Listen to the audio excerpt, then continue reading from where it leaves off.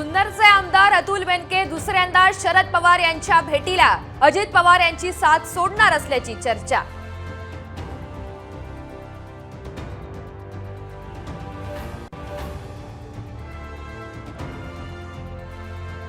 संभाजीनगरात मविया नेत्यांकडून काळ्या पट्ट्या बांधून पंतप्रधान नरेंद्र मोदी यांच्या दौऱ्याचा निषेध, अंबादास दानवे पोलिसांच्या ताब्यात।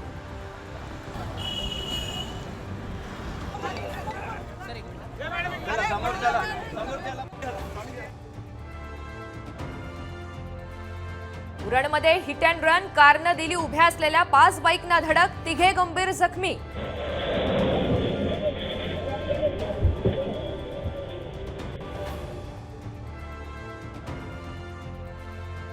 राज्य सरकारी कर्मचाऱ्यांना लवकरच सुधारित निवृत्ती वेतन लागू होण्याची शक्यता, राज्य मंत्रिमंडळ बैठकीत आज येणार प्रस्ताव।